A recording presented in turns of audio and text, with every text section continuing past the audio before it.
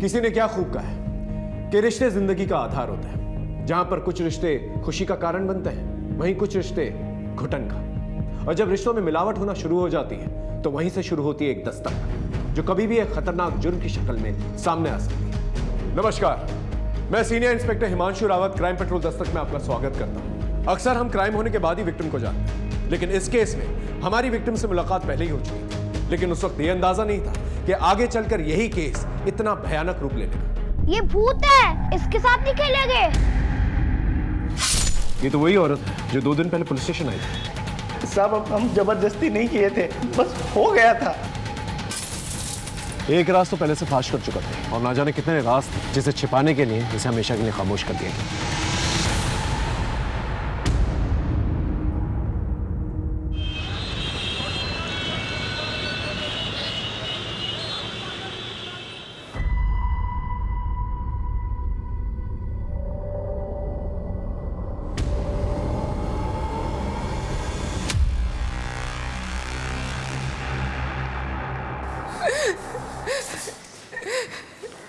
हमारे पति ने हमें घर से बाहर निकाल दिया और तो और हमारे बेटे नमन को भी हमसे छीन लिया सर।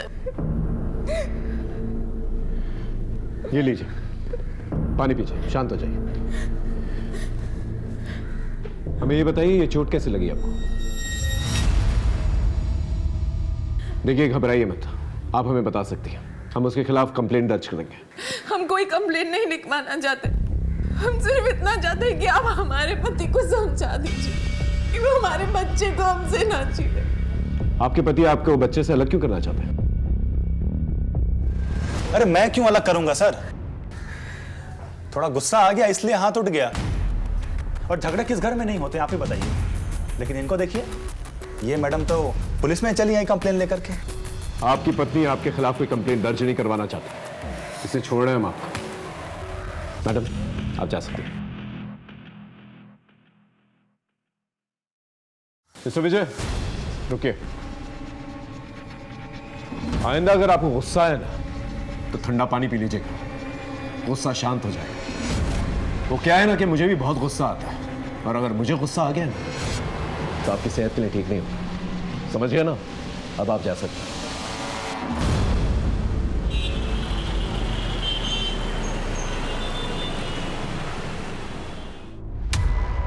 बस कर! ये सब आपका क्या धरा है बाबूजी? अब हमको बोल रहे हैं कि बस करो। हाँ तो क्या करोगे? जान से मार दोगे इसे? बाबूजी, इनको जो करना है करे, हम इनको रोकेंगे नहीं, मगर नमन को मुझसे अलग मत करो। पगला गई हो क्या? कौन छीन रहा तुम्हारे नमन को तुमसे? अपने कमरे में जाओ, बाकी काम देखते हैं। जाओ।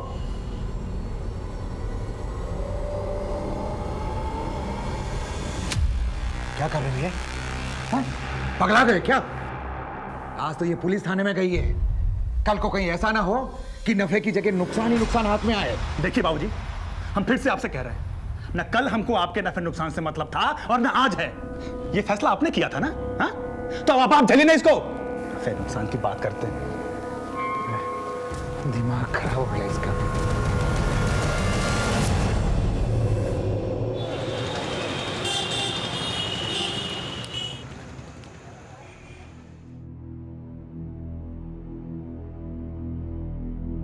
साक्षी बेटा, ये ले कॉफी। थैंक यू माँ। साक्षी बेटा, मैंने जो कहा था उसके बारे में कुछ सोचा तुमने? माँ, आपको मेरा जवाब पता है ना? पहले भी इस बारे में बात हो चुकी है और अब मुझे इस बारे में कोई बात नहीं करनी। मेरा क्या है बेटा, मैं तो कल वापस चली जाऊंगी, लेकिन एक बार ठंडे दिमाग से दोबारा सोच लेना, बाकी तो खुद समझदार है।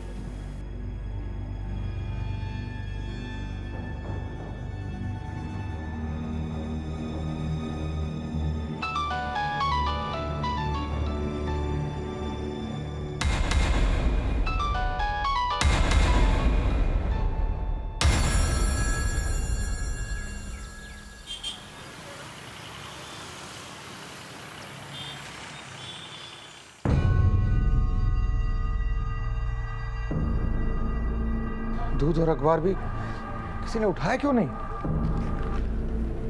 बहू, बहू, बहू, क्या बात है? आज न तो तुमने अखबार उठाया न दूध उठाया। बसंत, बसंत, बसंत भी नहीं दिखाई दे रहा है। बहू, तुमने कहीं भेजा है क्या उसे? क्या हुआ, तुम जवाब क्यों नहीं दे रही हो?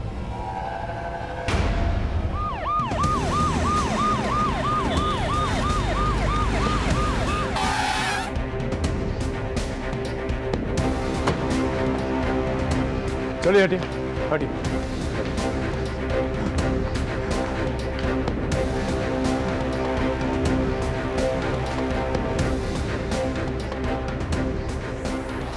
सर, हमारे पति ने हमें घर से बाहर निकाल दिया। ये तो वही औरत है जो 2 दिन पहले पुलिस स्टेशन आई थी। हाँ सर, वो पति पत्नी के झगड़े का मामला था। थोड़ा गुस्सा आ गया इसलिए हाथ उठ गया। और झगड़े किस घर में नहीं होते आप ही बताइए। घर में कोई चोरी हुई है? पता नहीं सर। दुबे घर की तलाशी लो, देखो मर्डर वेपन मिलता है कि नहीं, और घर के चाकू छुरियों को उस घाव के साथ मैच करके देखो।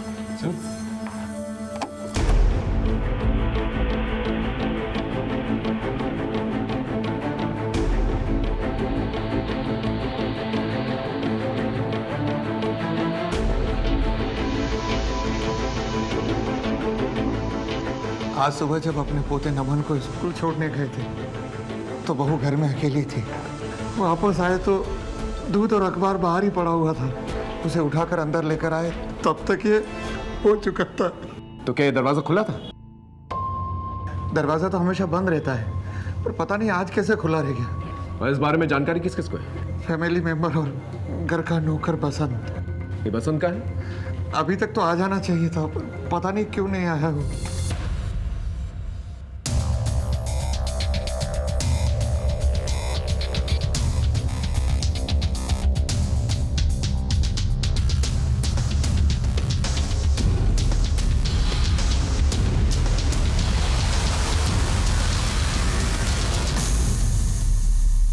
जब आप घर के बाहर गए थे और स्कूल से वापस आए थे, किसी को आसपास देखा आपने? कोई सस्पिशियस एक्टिविटी?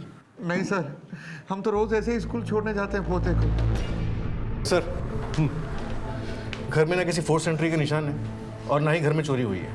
बेडरूम का लॉकर खुला हुआ है जिसके अंदर काफ़ी गहने रखे हुए हैं। पर्स के अंदर 10-15 हज़ार रुपये हैं, लेकिन सब इंटैक्ट है। सर, हमारी बहू कविता के गहने गायब हैं सर।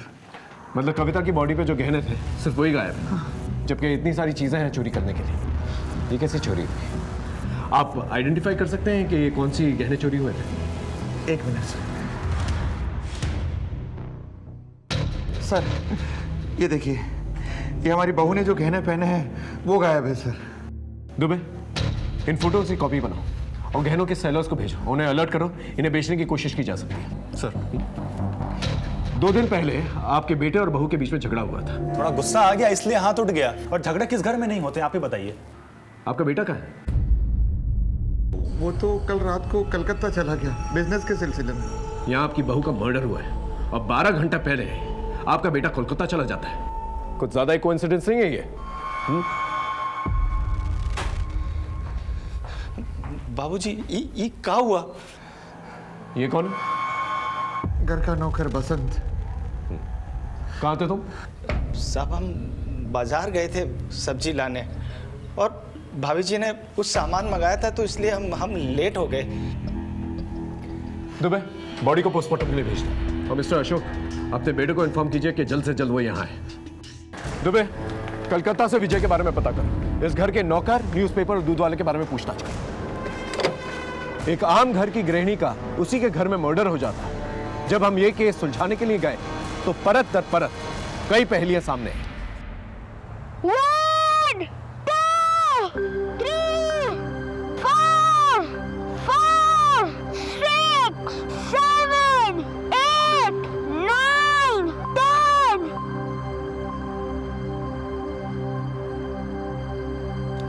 पकड़ लिया!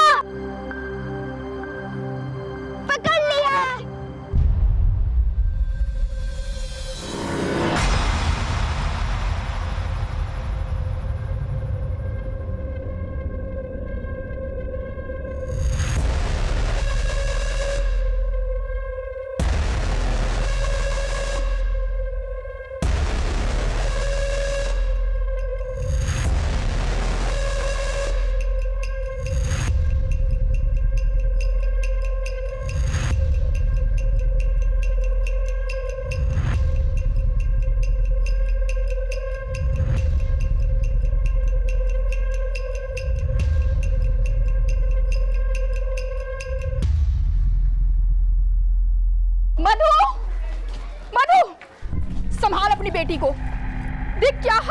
मेरे बेटे का। आज तो मेरे बेटे की जान ही ले लेती। काबू में रख अपनी बेटी को, वरना किसी दिन कुछ ना कुछ हो जाएगा। फिर मत कहियो मैंने नहीं समझाया।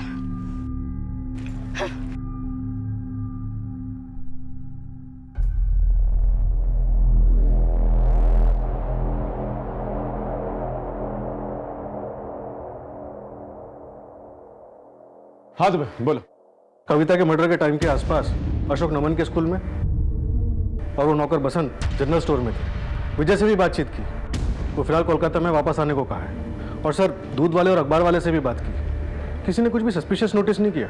इसका मतलब कविता का जिसने भी मर्डर किया वो उसके घर वालों की मूवमेंट अच्छी तरह से जानता था। इतनी अच्छी प्लानिंग या तो कोई घर वाला कर सकता है या फिर वो जो कविता पे इतने दिनों से नजर रखा। इतनी अच्छी प्लानिंग करके इस तरह से नजर रख के कोई एक मर्डर करेगा और सिर्फ कविता के पहने हुए गहने चुराएगा, जबकि घर में इतने सारे गहने मौजूद हैं, कैश मौजूद है, उन्हें किसी ने हाथ नहीं लगाया। कोई ऐसा मर्डर क्यों करेगा? दुबे ये मत बोलो कि 2 दिन पहले कविता के साथ मारपीट की गई थी। हो सकता है उसके घर वालों ने उसे मारा और पुलिस को भटकाने के लिए ये चोरी का एंगल क्रिएट किया गया। एक काम करो, कविता की कॉलोनी में जाकर उसके घर वालों के बारे में पूछताछ करो, देखो क्या निकल के आता है। सर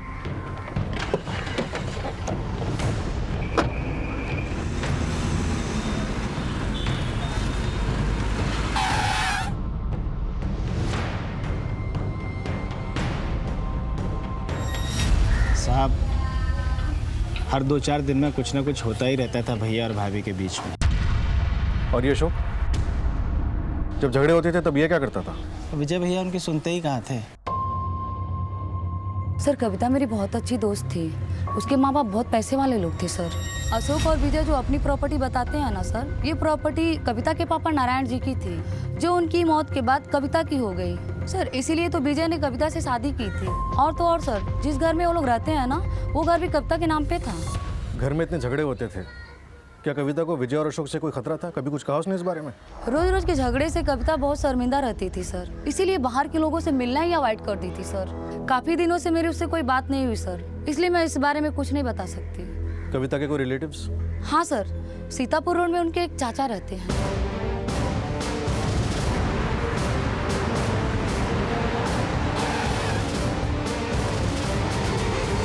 कविता के चाचा आप ही? साहब, आपके लिए तो आज मरी है कविता, हमारे लिए तो कब की मर चुकी है वो। ये लीजिए। कविता बेटा, ये क्या कर रही हो? तुम्हें पता है ना ये जमीन किसकी है? एक मिनट, हटिए हटिए। ये जमीन हमारी पत्नी कविता के नाम है और ये अपने रजामंदी से उसको बेच रही है। कविता बेटा, हम लोग सड़क पर आ जाएंगे। ये जमीन के अलावा हमारे पास कुछ नहीं है, तुम तो जानती हो ना। ऐसा मत करो कविता बेटा। अरे चाचा जी, आप हटिए बगल में। वकील साहब, काम हुआ पेपर का पूरा? चलो कविता। हमारे बड़े भाई साहब यानी कविता के पिताजी ने ये ज़मीन हमें दी थी, लेकिन हमारे नाम पर करने के पहले ही वो गुजर गए। कविता ने इस बात का फ़ायदा उठाया और ज़मीन को बेच दी। अब चाहे वो मरे या कोई उसे मार दे, हमें इससे क्या। कहीं ऐसा तो नहीं कि बदला लेने के लिए आप ही ने कविता को मार दिया? इस वीरेंद्र पे नजर रखो और इसका बैकग्राउंड चेक करो और पता करो ये 2 दिन पहले कहाँ था। जी सर। अरे ये भूत है, इसके साथ नहीं खेलेंगे।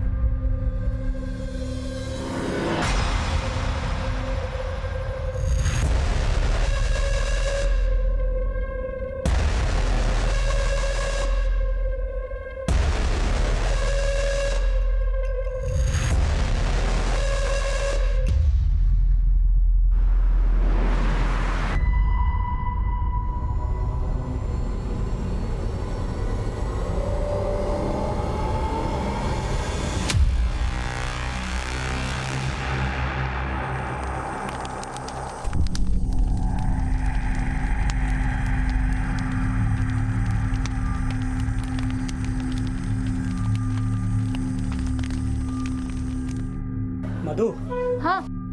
उठाओ नेहा। अरे अभी तो हंगामा करके सोई है। जितना बोला उतना करो, समय निकलता जा रहा है। उठाओ इसे। अरे पर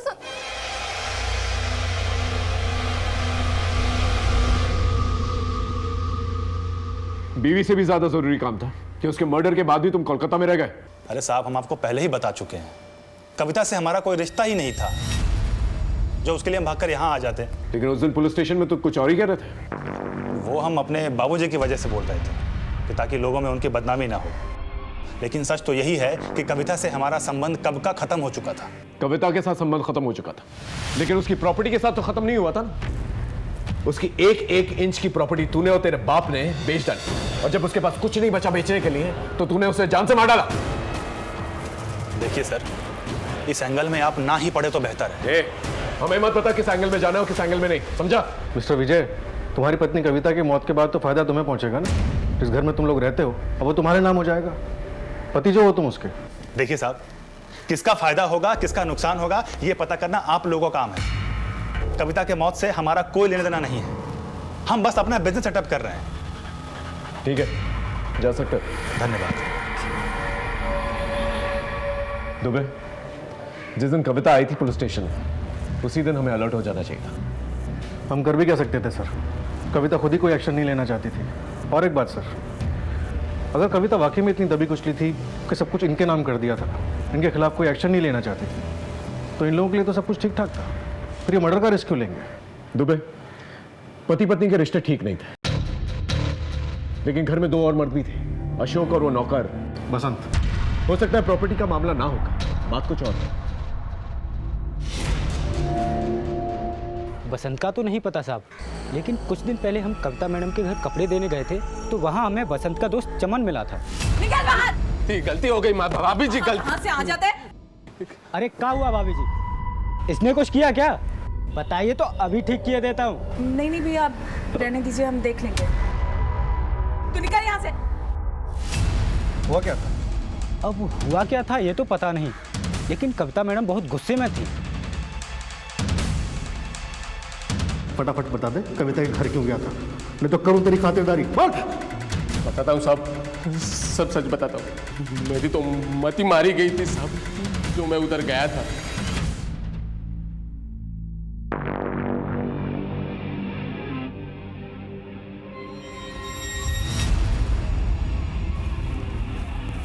तुम यहाँ कैसे? तुम चमन हो ना, बसंत के दोस्त? हाँ मैडम। तुम बेडरूम में क्या कर रहे हो? बेडरूम में ही तो आना था ना मैडम, हमने सोचा बसंत तो रोज आता है, आज हम चले आए। देखो ना मैडम, हम बसंत से कितने खूबसूरत दिखते हैं, आप उसके साथ कर सकती है, हमारे साथ क्यों नहीं कर सकती मैडम? हमें भी तो मौका दीजिए ना। बाहर निकल। मत कीजिए मैडम। बाहर निकल। कविता और बसंत के संबंध है, ये बात तुझे बसंत ने बताई थी? हाँ साहब, उसी ने बताई थी मुझे। ये बात का तूने यकीन कर लिया कि वो सच बोल रहा है? वो सच ही बोल रहा था साहब, कि उसने मुझे एक वीडियो दिया था अपना और वो मैडम का।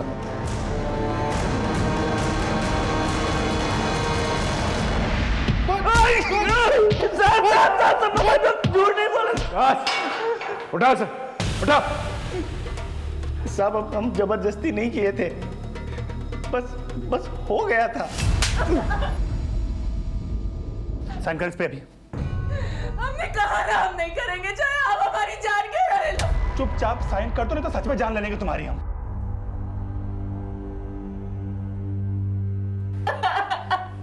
भाभी जी सब ठीक हो जाएगा। कैसे होगा सब ठीक? हम समझाएंगे भैया को, सब सही हो जाएगा। कुछ ठीक नहीं होगा, कुछ नहीं होगा।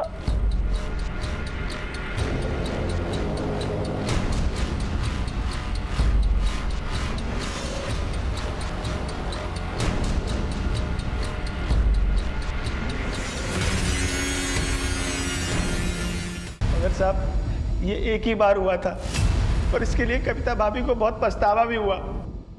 बहुत बड़ी गलती हो गई है हमसे बसंत, हम इस बात को भूल जाए यही हम दोनों के लिए अच्छा है। तुम इस बारे में किसी को कुछ नहीं बताना। लेकिन तूने ऐसा नहीं किया, तूने इसके जरिए कविता को ब्लैकमेल करने की कोशिश की, और जब कविता को चमन के बारे में पता चला तो तेरा और कविता के बीच में झगड़ा हुआ और तूने कविता को मार दिया।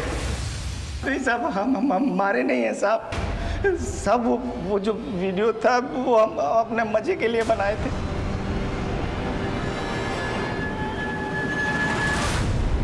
हमारी बहू नौकर के साथ, ये दोनों हमारी पीठ के पीछे। आपके घर के अंदर ये सब कुछ चलता रहा और आप लोगों को पता तक नहीं चला, क्यों मिस्टर विजय?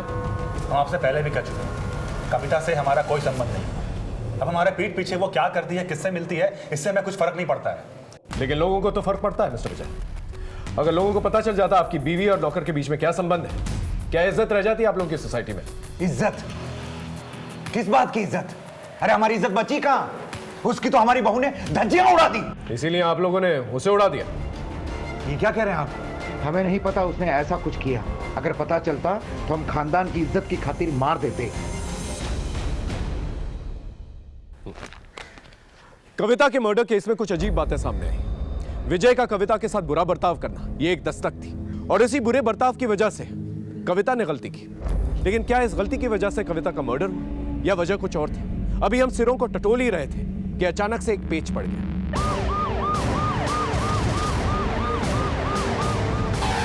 एक राज तो पहले से फाश कर चुका था, और ना जाने कितने राज थे जिसे छिपाने के लिए इसे हमेशा के लिए खामोश कर दिया गया। दुबे, इसकी पूरी की पूरी इंफॉर्मेशन निकाल। सर ये बसंत कविता के गांव में उसके साथ अक्सर आया जाया करता था। कहीं ऐसा तो नहीं कि कविता के चाचा वीरेंद्र ने इसका इस्तेमाल किया और फिर इसे ठिकाने लगा दिया? वैसे एक काम विजय और अशोक भी कर सकते हैं, लेकिन इस वीरेंद्र से पूछताछ करो। और इसके दोस्त, क्या नाम है उसका? चमन। उसे बुला के लेके।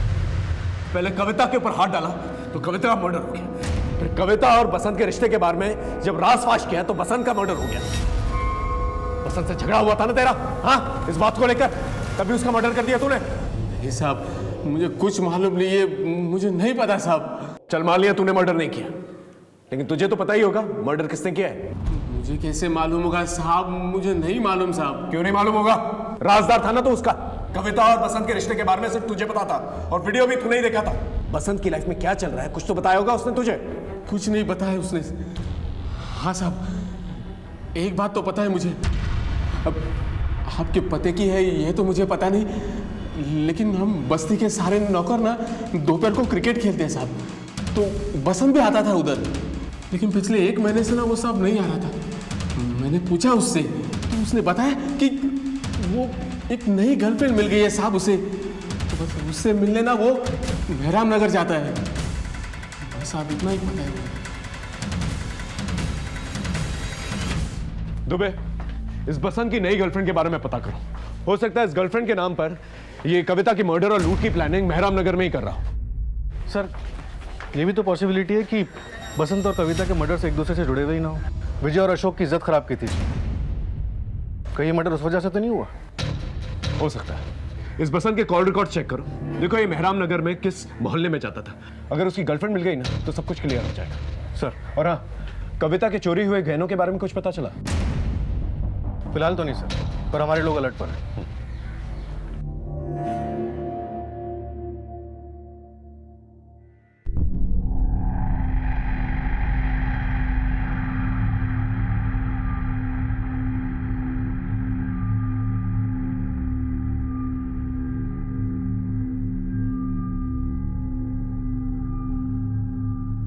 सुनिए ना, एक बार चलते हैं ना, हमने कुछ बात की है।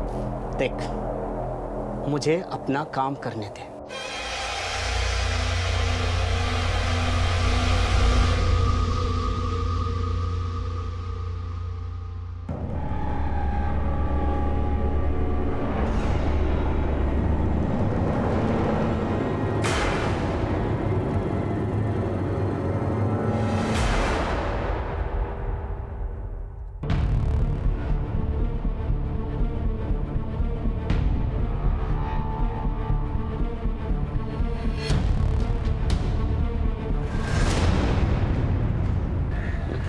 सर, हाँ तो भाई, सबके कॉल रिकॉर्ड स्कैन करा था, तभी बसंत के घर के पास वाले मोबाइल टावर के रिकॉर्ड से एक इंटरेस्टिंग बात पता चली। बसंत की मर्डर वाली रात 10 से 12 के बीच ये आदमी वहां मौजूद था।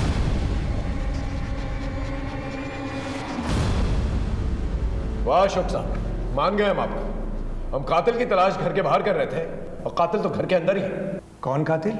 आप। ये रही आपकी मोबाइल लोकेशन।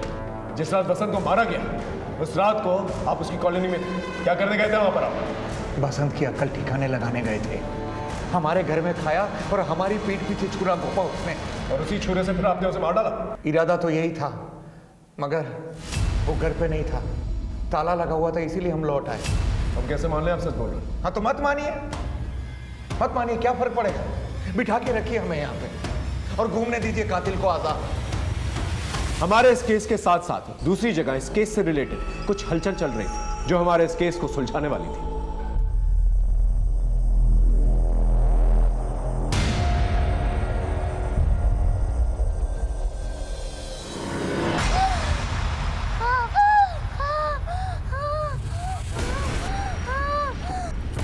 अजय उठिए ना। नेहा उठिए तो। नेहा क्या हुआ बेटा? क्या हुआ? नेहा क्या हुआ इसे? कुछ नहीं होगा बेटा, नेहा कुछ नहीं होगा बेटा। हमने जो मंत्री पानी दिया था तुमने पिलाया था ना? हाँ मिलाया था। कुछ नहीं होगा बेटा, कुछ नहीं होगा बेटा, बेटा।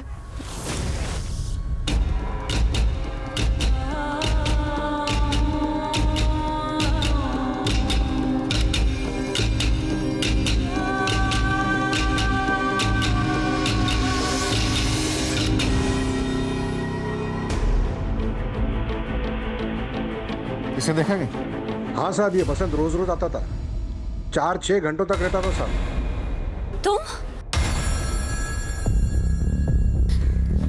तुम यहाँ क्या कर रहे हो? इससे पहले कि कोई देख ले अंदर चलो।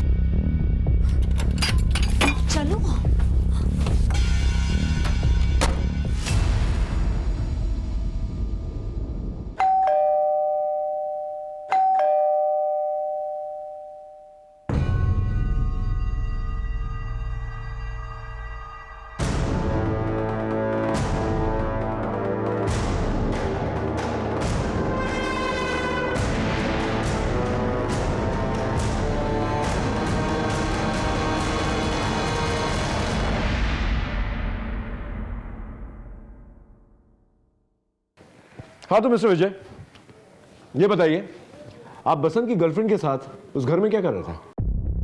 क्या? किसकी गर्लफ्रेंड? अच्छा, आपको नहीं मालूम? बसंत आपका नौकर इन्हीं से तो मिलने जाता था इनके घर। क्या बात है मैडम, आपने विजय जी को बताया नहीं बसंत के बारे में? हाँ मिस्टर विजय, अब बताइए ये कौन सा एंगल है, या आप बताएंगी? बोलिए। हाँ सर, बसंत मुझसे मिलने आता था, लेकिन मैं उसकी गर्लफ्रेंड नहीं थी सर। लखनऊ आने से पहले दिल्ली में मेरा एक बॉयफ्रेंड था, आदिल। आदिल के पास मेरे कुछ पर्सनल वीडियोस थे सर। वो तो मुझे ढूंढता ढूंढता यहाँ लखनऊ तक आ गया था सर। जब उसे विजय के बारे में पता लगा तो वो मुझे ब्लैकमेल करके सेक्सुअली एक्सप्लॉइट करने लगा था। मैं तंग आ गई थी सर, लेकिन कुछ कर नहीं पा रही थी, चुपचाप सब सह रही थी। फिर एक दिन विजय ने बसंत के हाथों एक पार्सल भेजा मेरे घर। उस वक्त आदिल भी था और बसंत ने मुझे और आदिल को साथ में देख लिया।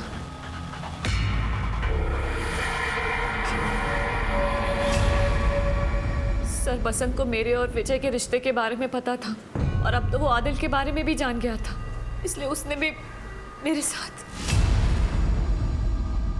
अरे काहे रो रही हो मैडम? है जब इतना प्रसाद आप विजय भैया और आदिल साहब को बांट चुकी हैं तो थोड़ा हम भी चख लिए तो क्या हो गया, बताइए।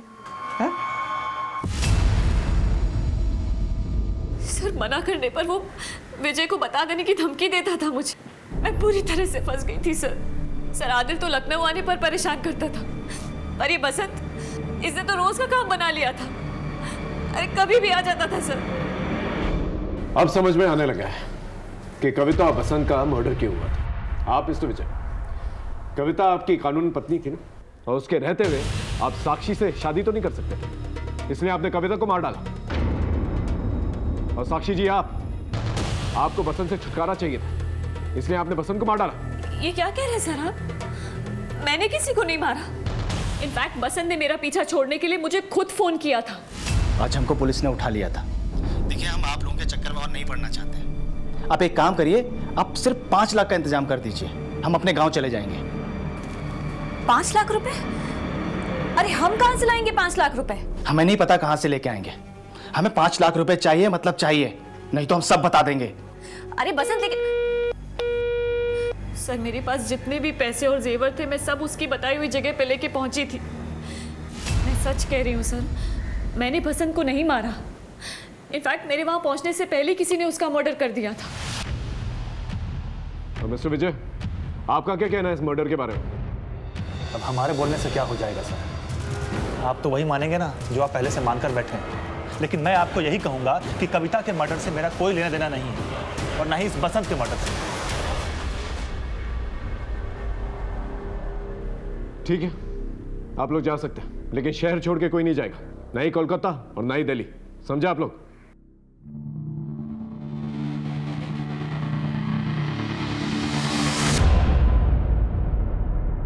विजय सॉरी सॉरी। तुम्हारे सॉरी तो हम अचार डाले। एक नौकर के साथ में सोती रही और हमको धोखे में रखा। आज से हमारा रिश्ता खत्म। 10 दिन का टाइम दे रहा हूं, चुपचाप हमारा घर खाली कर दो, समझी तुम? विजय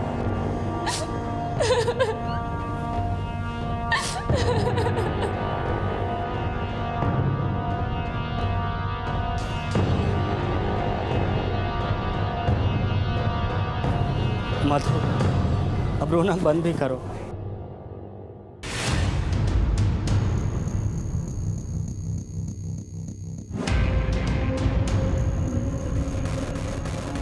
मैं आता हूँ थोड़ी देर में।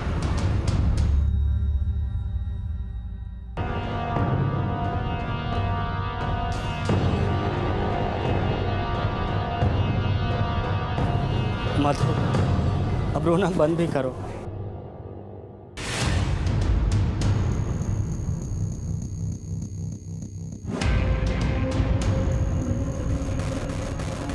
मैं आता हूँ थोड़ी देर में।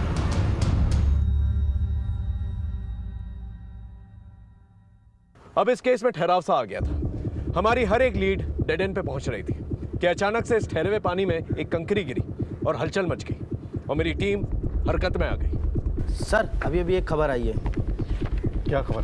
कविता के जो गहने चोरी हुए थे उनकी एक डील हुई है कृष्णापुर मार्केट में, और सर बेचने वाले की पहचान भी हो गई है।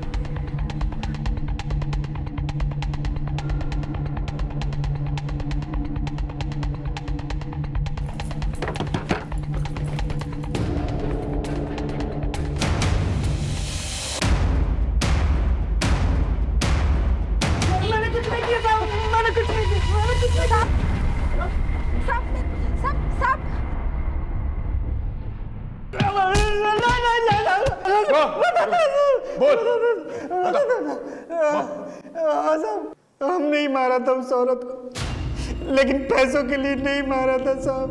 हम अपनी बेटी को बचाने के लिए मारा था साहब, उसे ठीक करने के लिए मारा था। किसी की जान लेकर तेरी बेटी कैसे ठीक हो जाती?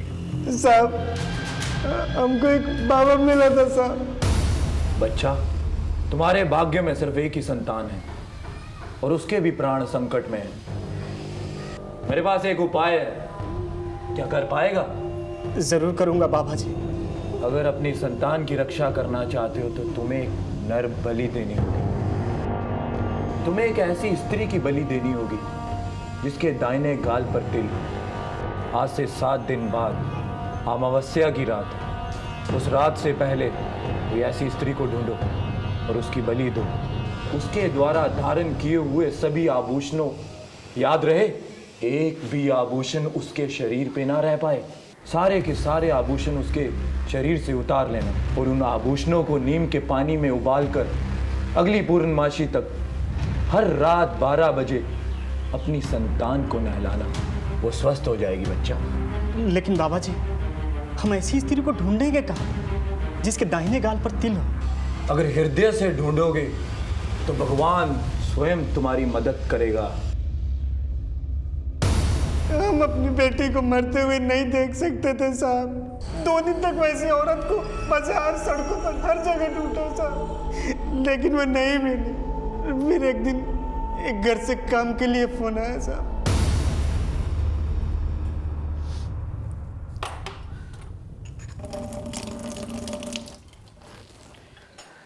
हो गया मैडम।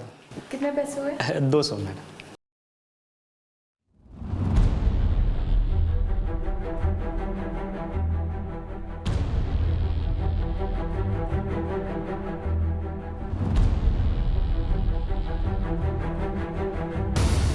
तुम्हें जैसी औरत की तलाश थी वो हमें मिल गई थी साहब। आप हमको माफ कर दो मेम साहब, आपके मरने से ही हमारी बेटी ठीक हो सकती है। तुम्हें कोई बेवकूफ बना रहा है। मेरे मरने से भला तुम्हारी बेटी कैसे ठीक हो सकती है? ठीक हो सकती है, बाबा जी ने कहा है, और ये हमको करना ही होगा मेम साहब।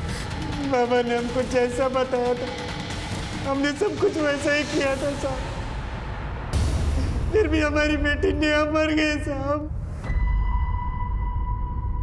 नेहा के जाने के बाद हमारे इस शहर में बचा ही क्या था? जो कुछ भी था हाथ में उसे बेचकर अपने गांव जा रहा था साहब। तेरे इस अंधविश्वास की वजह से नहीं केवल कविता की जान गई बल्कि तू अपनी बेटी का भी हथियार है। उसे डॉक्टर की जरूरत थी। कविता के घर से किसने फोन किया था तुझे काम के लिए? सर बसंत।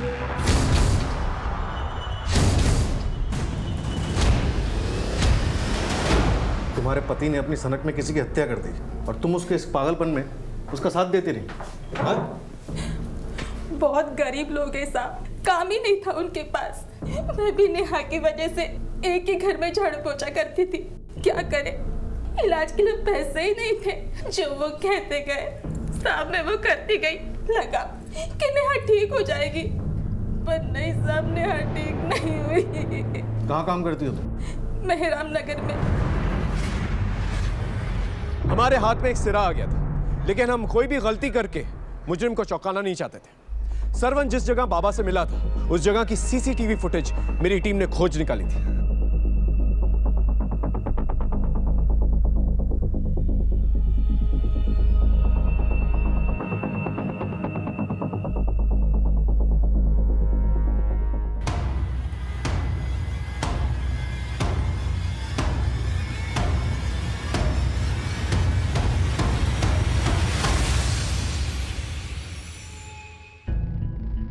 हाँ साहब, अभी कुछ ही दिन पहले मैंने ये बाबा का फुल गेटअप बेचा था। किसको बेचा था? सर सीसीटीवी है सर, आप चाहें तो देख सकते हैं। ये देखिए सर।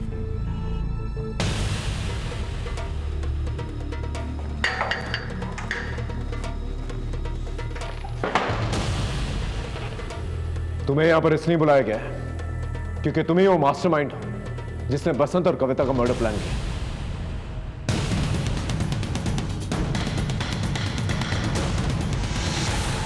सर, आप ऐसे कैसे मेरे पे इल्जाम लगा सकते हैं? क्योंकि कविता का मर्डर करने वाली सरवन की बीवी मधु तुम्हारे यहाँ काम करती थी। कहाँ काम करती हो तुम? मेहराम नगर में साहब, साक्षी मैडम की यहाँ। मधु मेरे यहाँ काम करती है, उसका आदमी नहीं। हम जानते थे आप कुछ ऐसा ही बोलेंगी, इसलिए हम पूरी तैयारी के साथ आए। दुबे लेके आओ उसे।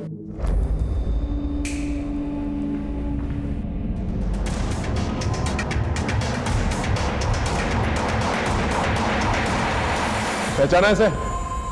तुम तक पहुंचने के लिए पहले हमने तुम्हारे आशिक को दबोचा। बोल। सर मैं साक्षी का रेप क्यों करूंगा? मैं तो उसका कस्टमर था, पैसे देता था। सर साक्षी मेरी अय्याशियों के बारे में मेरी बीवी को बताने की धमकी दे रही थी और मेरा पीछा छोड़ने के लिए मुझे बाबा बन के शरवण को फंसाने के लिए कहा। मगर जब कविता के मर्डर की पुलिस ने जांच शुरू की मुझे लगा कि मैं फालतू में लपेटे में आ जाऊंगा, इसलिए वहां से भाग गया सर। और ये रहा तुम्हारा तीसरा सबूत। लैपटॉप लेके आओ। ये देखो,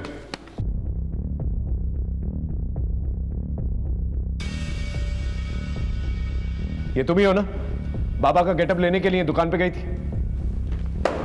अब साक्षी मैडम, ये सारे लिंक्स आप ही जोड़ेंगी या आपका मुंह खुलवाने के लिए इन्हें बोलो? मैडम की अच्छी तरह से खातेदारी करो। बता दो सर। हाँ बोलो। सर वो दिल्ली में जॉब के दौरान मुझे एस्कॉर्ट सर्विसेज के बारे में पता चला था। मैंने पैसा कमाने के लिए एस्कॉर्ट सर्विसेज ज्वाइन कर ली। 2 साल पहले विजय मुझे सोशल मीडिया पर मिला था, फिर हमारा अफेयर हो गया। विजय को मेरे एस्कॉर्ट होने के बारे में अंदाज़ा भी नहीं था। उसने मुझे शादी के लिए प्रपोज किया था। उसके पास पैसे भी थे बहुत सारे। मुझे लगा लाइफ में सेटल होने का अच्छा मौका है, इसलिए उसके साथ लखनऊ आ गई। पर यहाँ की मुझे पता लगा कि वो तो पहले से ही शादीशुदा है। विजय ने अपनी पत्नी को तलाक देने के लिए मुझे यकीन दिलाया, लेकिन वो कविता वो उसे तलाक देने के लिए रेडी नहीं थी। हमने कहा ना हम साइन नहीं करेंगे। पहले आपने जहां जहां बोला आपसे बिना कोई सवाल के हमने साइन कर दिए, पर ये तलाक के पेपर पे हम साइन नहीं करेंगे। कविता विजय को तलाक देने के लिए राजी नहीं हो रही थी, इसलिए मैंने डिसाइड किया कि इस कविता को तो रास्ते से हटाना होगा। और तब मुझे मधु से सरवन के अंधविश्वास का पता चला। क्या बताए ना इंसान, एक तो बेटी का दुख और ऊपर से हमारा ये पति इतना टोना टोटका करता है कि अगर कोई बाबा उससे कहे ना किसी की गर्दन काट के लेकर आओ तो वो भी लेके आए। फिर मैंने सरवन के अंधविश्वास का फायदा उठाया। सरवन को तो मैंने फंसा ही लिया था और इस बसंत को भी पैसे का लालच देकर अपने प्लान में शामिल कर लिया। बसंत से सरवन को कॉल करवाकर कविता से मिलवा दिया। बसंत को क्यों मारा? जब पुलिस ने उसे उठाकर पूछताछ की तो वो डर गया था। हम आज गांव जा रहे हैं, हमें 5 लाख रुपए चाहिए, वरना हम तो फंसेंगे ही, तुम्हें भी नहीं छोड़ेंगे। मैं अगर उसे 5 लाख रुपए दे भी देती ना सर, तब भी वो हमेशा के लिए मेरे लिए खतरा बना रहता। इसलिए विजय की प्रॉपर्टी पाने के लिए इतनी प्लानिंग की, लेकिन तुम ये भूल गई कि किसी की मौत से जिंदगी नहीं पाई जाती। अब सारी जिंदगी काल कोठरी में बिताना।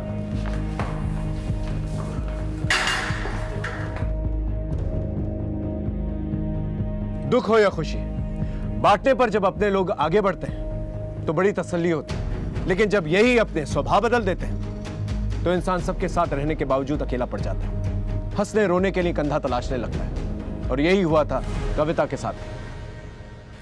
कविता का पति विजय और उसके ससुर के अंदर छिपी लालच एक बहुत बड़ी दस्तक थी। यह रिश्ता महज दौलत पे टिका हुआ था। विजय की जिंदगी में साक्षी जैसी लड़की का सोशल मीडिया से आना और उसका इतनी आसानी से शादी के लिए हाँ कह देना, यह एक बहुत बड़ी दस्तक थी। उस ढोंगी बाबा का सरवन को मर्डर के लिए उकसाना सबसे बड़ी दस्तक थी, और इस अंधविश्वास की वजह से किसी की जान तक चली गई। जब रिश्तों की घुटन जानलेवा हो जाती है तो ये एक बड़ी दस्तक होती है कि आगे चल के कभी भी कुछ भी हो सकता है। अपने और अपनों की रिश्तों की कदर कीजिए, इससे पहले कोई बाहर वाला आके इसका फायदा उठाए। फिर मिलेंगे एक नए केस के साथ, तब तक देखते रहिए क्राइम पेट्रोल दस्तक। मकसद बताना नहीं, बचाना है।